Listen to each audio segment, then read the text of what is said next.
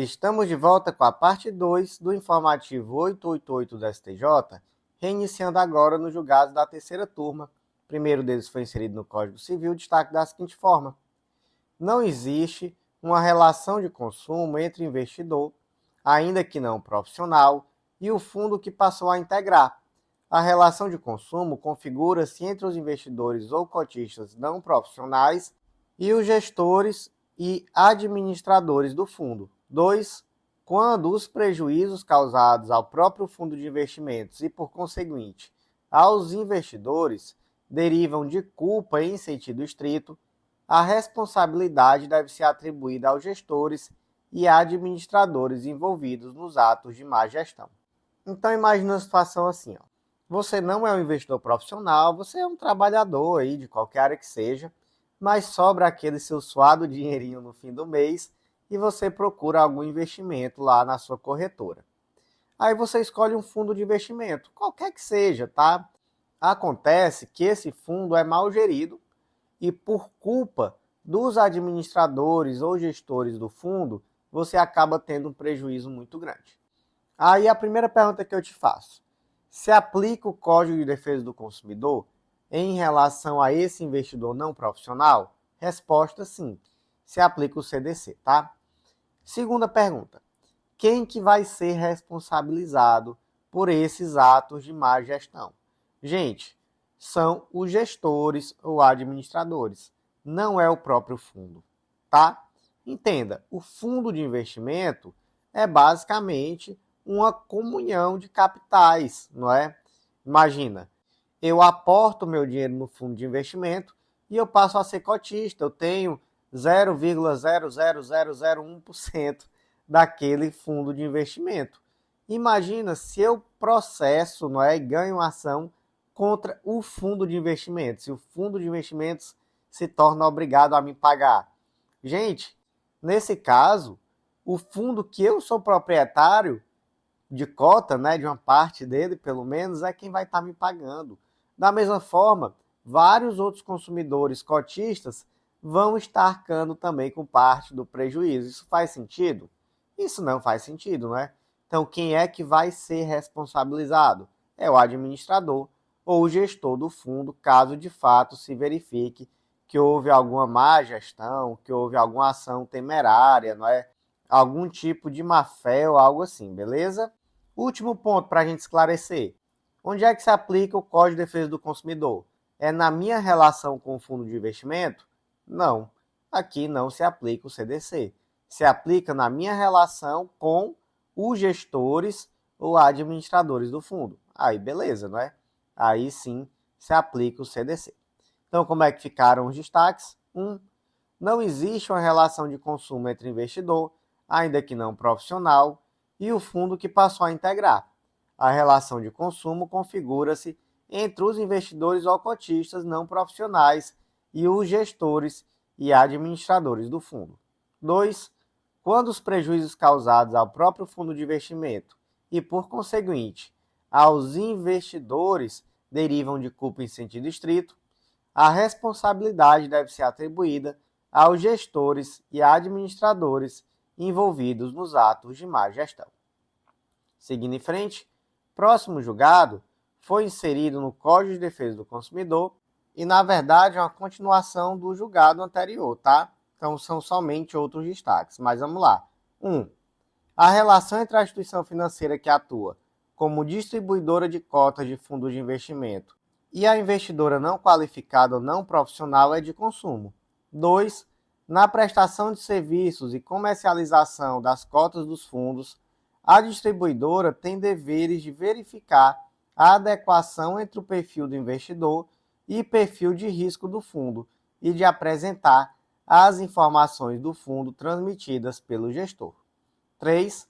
Caso a instituição financeira que atua como distribuidora de cotas de fundos de investimento não cumpra algum dos seus deveres, pode-se dizer que sua comercialização de produto foi defeituosa e, demonstrando o nexo causal com o dano causado ao investidor, surgirá para ela a responsabilidade civil de indenizar, a qual poderá ser solidária se outros fornecedores da cadeia de consumo também prestaram serviços ou comercializaram produtos defeituosos. Olha só, gente. Nós vimos no julgado anterior a ótica, não é, da relação entre o consumidor e o gestor ou administrador do fundo de investimento, tá? Agora, nós vamos ver a relação desse consumidor com quem? Com a instituição financeira que distribui as cotas dos fundos de investimento. Como assim, professor? Explica-se igual como se fosse para uma criança de 5 anos. Olha, imagina que você acessa o aplicativo do seu banco. Nubank, Itaú, Banco do Brasil, Bradesco, qualquer que seja. E aí você vai lá e investir, e lá você vai ter várias opções. Dentre essas opções, fundos de investimento. Então, quem é aqui a instituição financeira? É o banco que te oferece, ou a corretora que te oferece as opções para você investir. Agora, eu não sei se todo mundo se recorda disso, se todo mundo aqui já investiu algum dinheiro, ou se só paga conta mesmo, mas enfim. Quando você vai começar a investir, você tem que responder um questionáriozinho, que é o questionário do perfil de investimento.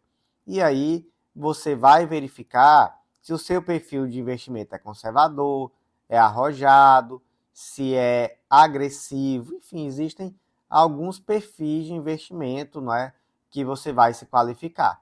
E além disso, você pode eventualmente ser considerado um investidor qualificado ou um investidor até mesmo profissional, tá? Isso vai ser muito importante.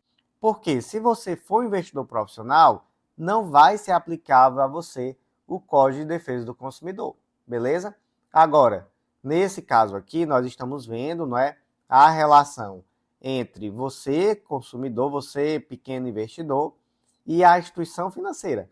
E aí o primeiro ponto aqui da tese é dizer que nessa relação com a instituição financeira também se aplica o CDC, assim como se aplicaria, não é, a sua relação com o administrador gestor do fundo de investimento, beleza? Beleza. Segundo ponto, vocês já perceberam que quando vocês vão investir, cada um daqueles ativos que estão ali disponíveis são classificados com um determinado nível de risco? Então, por exemplo, investimentos de renda variável, por exemplo, ações, derivativos e por aí vai, são naturalmente investimentos de maior risco, não é? Já investimentos de renda fixa tendem a ser de menor risco, mas podem ser de risco alto também, dependendo da saúde daquela instituição que está ali emitindo aquele título, não é? Enfim, tudo isso tem uma certa complexidade. Da mesma forma, o fundo de investimento, ele tem também, cada fundo tem sua classificação de risco. Porque o que é um fundo? Nada mais é do que uma situação em que você, ao invés, por exemplo, de comprar por si só as ações que você entende que são boas, você compra um fundo que vai ter ali uma carteira de ações e que vai ser gerida por um profissional. Basicamente isso. Da mesma forma, tem fundo de renda fixa, tem fundo de criptomoeda, tem fundo de tudo que você imaginar, entendeu? Então, onde é que eu quero chegar?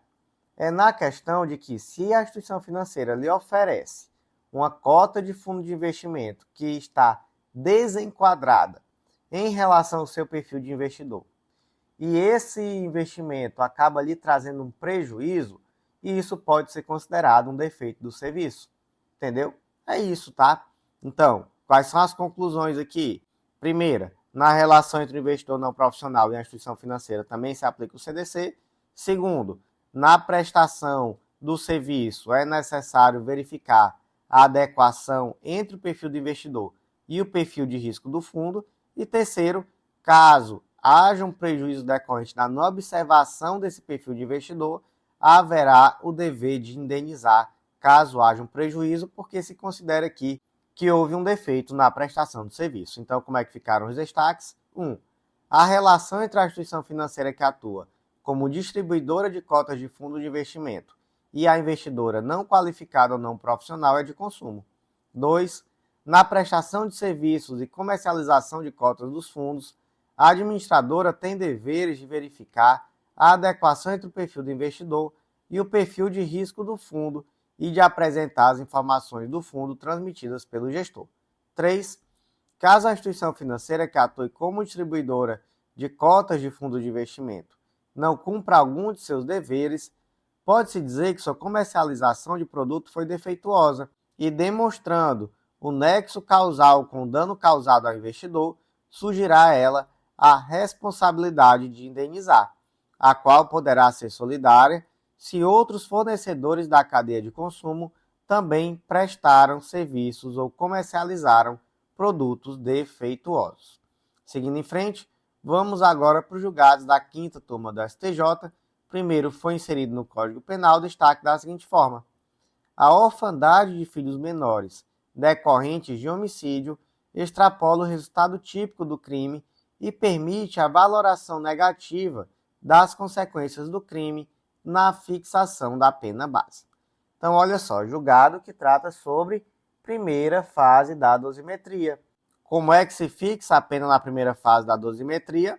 Indo até o artigo 59 do Código Penal, que traz as circunstâncias do crime: culpabilidade, antecedentes, conduta social, personalidade do agente, motivos, circunstâncias, consequências do crime e comportamento da vítima. E aí, gente, como é que se fixa a pena na primeira fase?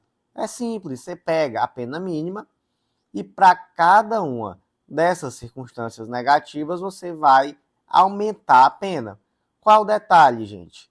A circunstância de comportamento da vítima nunca piora a situação do réu, tá?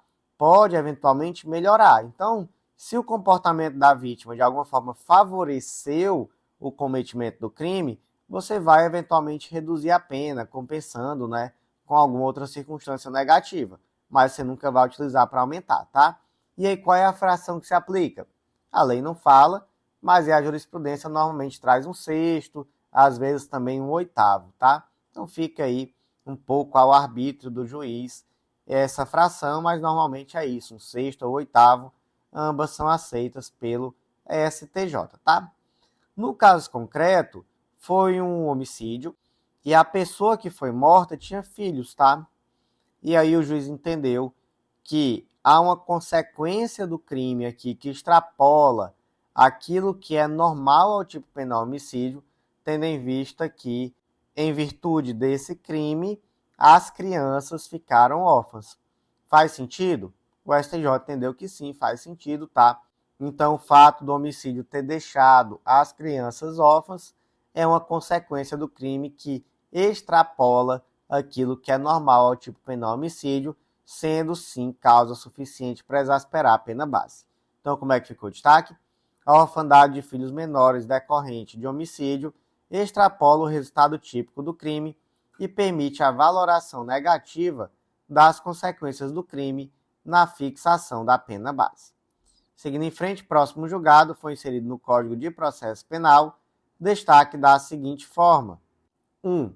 A instauração de inquérito judicial por autoridade administrativa, como Corregedor-Geral de Justiça, para a apuração de ilícitos criminais, viola o princípio acusatório e o devido processo legal, sendo nula desde sua origem. 2. A competência para a persecução penal é exclusiva do Ministério Público e da autoridade policial, sendo vedada a iniciativa do juiz na fase de investigação, conforme o artigo 3º-A do Código de Processo Penal. Então, imagine uma situação assim. Imagina que, durante uma correição, o Corregedor-Geral de Justiça verificou indícios de que um determinado juiz estava se valendo do cargo para cometer crimes. E o que ele fez? Ele instaurou um processo administrativo, até aí tudo certo. E aí o que ele deveria ter feito, não é? Deveria ter encaminhado cópias ou para o Ministério Público ou para a autoridade policial. Mas não. O que ele fez? Ele se valeu de um regimento interno, né, de uma norma do regimento interno do tribunal e deu início a um inquérito judicial com o objetivo de verificar a existência do crime. E aí, gente, é possível? Não, tá? Não é possível. Então, não é possível o Corregedor-Geral de Justiça instaurar de ofício inquérito judicial para apurar ilícito criminal.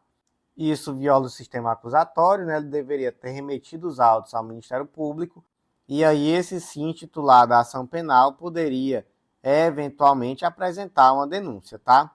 mas da forma como foi feito, há uma nulidade desde a origem, que não pode, inclusive, ser convalidada pela posterior atuação do Ministério Público. Então, como é que ficou o destaque? 1. A instauração de inquérito judicial por autoridade administrativa como Corregedor-Geral de Justiça para apuração de ilícitos criminais viola o princípio acusatório e o devido processo legal, sendo nula desde sua origem. 2. A competência para a persecução penal é exclusiva do Ministério Público e da autoridade policial, sendo vedada a iniciativa do juiz na fase de investigação, conforme o artigo 3º-A do Código de Processo Penal. Seguindo em frente agora, o último julgado do dia, que é da 6ª turma do STJ, destaque da seguinte forma: o princípio da insignificância é inaplicável aos crimes contra a administração pública, em especial ao delito de corrupção passiva majorada, prevista no artigo 317, parágrafo 1º do Código Penal, ainda que a vantagem indevida envolva valor reduzido. Então, bora lá, né? Aqui nós temos uma aplicação da súmula 599 do STJ, que trata exatamente sobre a inaplicabilidade do princípio da insignificância em crimes contra a administração pública, beleza? Então, primeira coisa, o que é o princípio da insignificância? É uma causa supralegal de exclusão da tipicidade material. Tá, vai com calma. Causa supralegal por quê? Porque não está previsto na lei. Tá? Apesar de não estar previsto na lei, é amplamente aceito pela doutrina e jurisprudência. Segundo ponto, exclui a tipicidade material. Como é que é isso? É porque, veja só, a tipicidade formal é simplesmente a previsão da lei do fato como criminoso.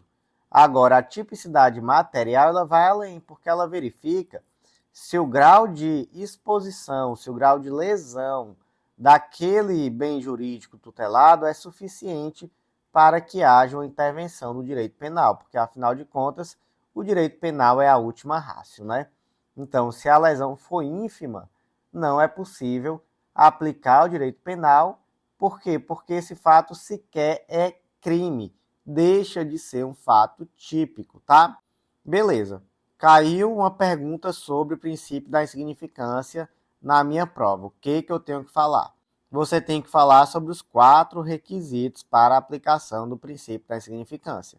E aí, você pensa assim, ó, são 4 vetores. Quais são? Você vai verificar a ofensividade, a expressividade da lesão jurídica, a reprovabilidade e a periculosidade da ação. Então, como é que a jurisprudência do STF fala? Que tem que ser uma mínima ofensividade, não pode ter nenhuma periculosidade, então nenhuma, reduzidíssimo grau de reprovabilidade e, além disso, tem que ser inexpressiva a lesão jurídica praticada.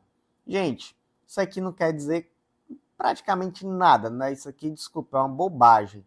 Mas, enfim, o ministro do STF um dia falou isso, colocou isso aí no julgado, acharam bonito, então agora qualquer coisa sobre o princípio da insignificância vai ter isso daqui, tá? Então você tem que demonstrar que o fato teve nenhuma periculosidade, baixa reprovabilidade, baixa ofensividade e que a lesão jurídica é inexpressiva. Beleza? Beleza. Então, por que em crimes contra a administração pública não se aplica o princípio da insignificância?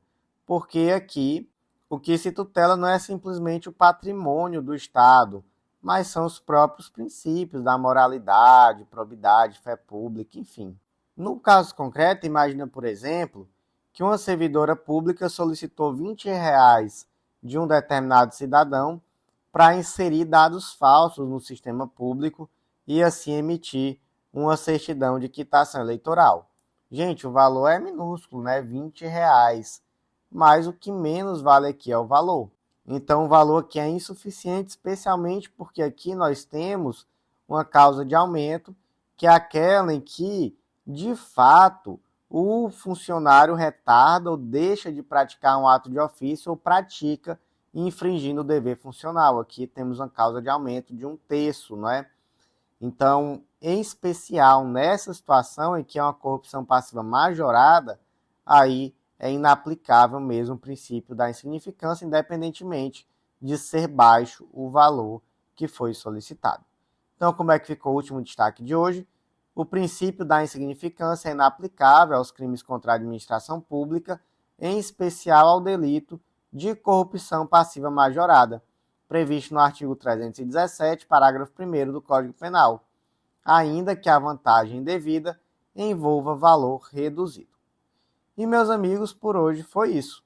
Eu agradeço muito a você que ouviu até o final, então já deixa aquele like, compartilha com aquele amigo, com aquela amiga, naquele grupo de WhatsApp, na sua rede social preferida, porque tudo isso fortalece demais, e deixa também aquela avaliaçãozinha com 5 estrelas no Spotify, porque eu te agradeço demais.